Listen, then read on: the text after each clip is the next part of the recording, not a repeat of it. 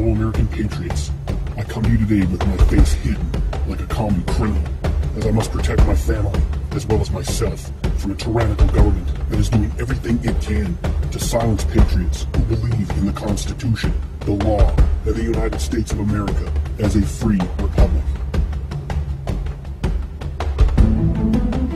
I am so tired of hearing from people who can't seem to face facts, or that refuse to, I should say.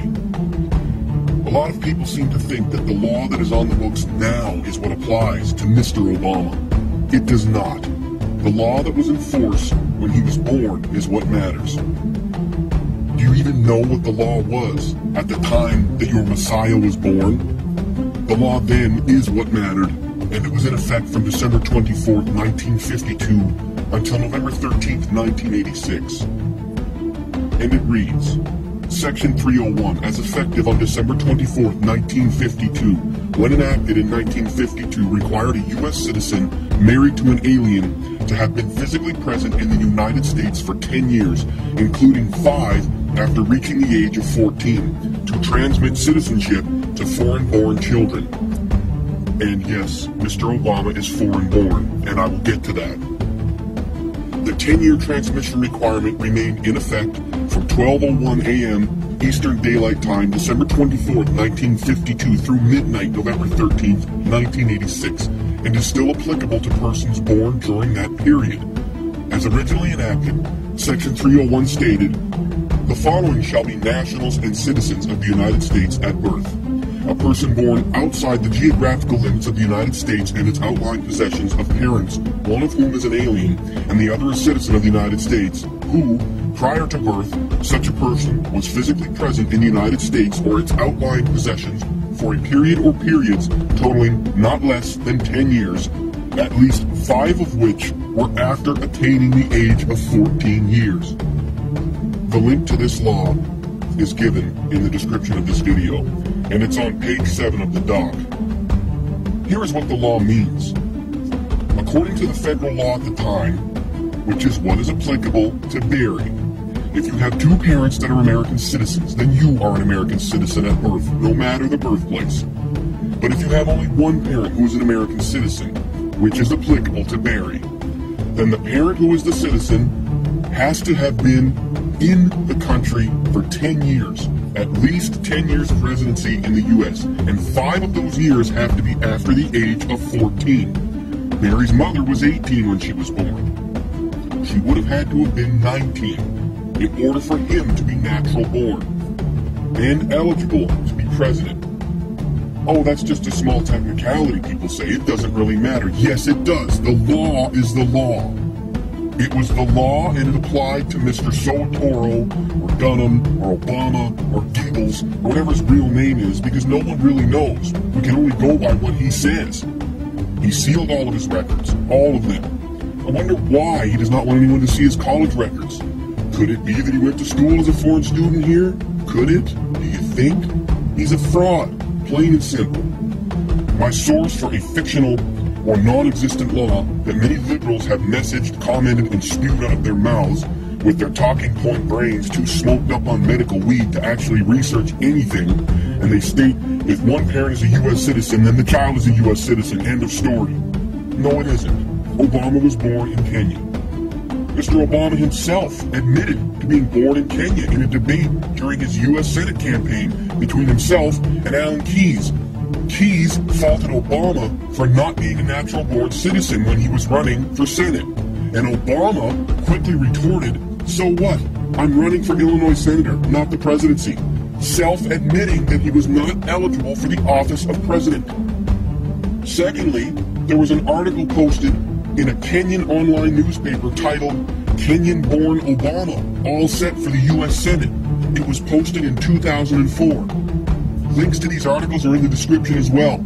Download this info as soon as you get to it, as I am sure that Barry's handlers will have this evidence destroyed as soon as possible. Fellow patriots, I am unsure why so many of his supporters refuse to accept the fact that this man is an imposter and that he is a direct threat to everything this country and the Constitution of the United States of America stand for. He He is a threat to everything our brave men and women have fought and died for. He is treading on everything our forefathers bled and died for, to put in place to protect us from people like him. He is shredding the Constitution, making a mockery of the legal system, and laughing at us, all of us. Do you think that him and his cronies are only laughing behind closed doors at the birthers, at the opposition to his cabinet? No. He is laughing the hardest at all of the idiotic blind sheeple that can't see the forest for the trees. People have been convicted of murder and sentenced to death with less evidence than is screaming out against this fraud. My stomach gets tight, my fists clench every time I see his face or hear his voice, because I know that every time I see him and every time I hear him, I am witnessing one of the greatest criminal acts ever committed against our Constitution. Where are all the self-proclaimed democratic constitutionalists? Where are you? You sure screamed from the rooftops against all of the broken laws and violations to the U.S. Constitution when GW was in power, when Bush 1 was in power, when Reagan was there. Where are you now? People, Democrat, Republican, Independent, we need to get past our political views long enough to expose this fraud. Sure, we could go back to debating our political ideologies afterward. I'm a conservative, independent. You're a Democrat. He's a Republican. She's this. They're that. Fine. We can still have those debates and disputes. But think about it. If we show what his true colors are, if we show the true Obama, there will most likely be another election. You can come out strong and vote in another liberal, get another Democratic president, one that is legal. I have no problem with the democratic process of voting, the Electoral College, and if a Democratic president gets in the seat who's eligible to sit in the White House, then that's the way it is. That's what the people wanted. When the people seem to want a usurper, a fraud, an imposter, I have a problem with that.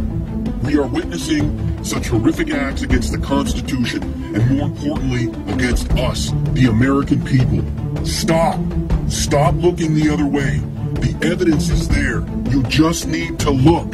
If enough of us scream out, not 400,000, not 500,000, how about 200, 300 million of us? Then they have to listen. They can't turn a blind eye anymore. We need to remove him from office. This is not treason. This is not something that can be construed as a terrorist act. The man is not eligible to hold that seat, and he admitted it with his own mouth. What more do you people need?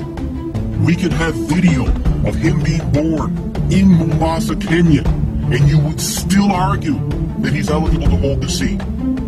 You need to look at the facts.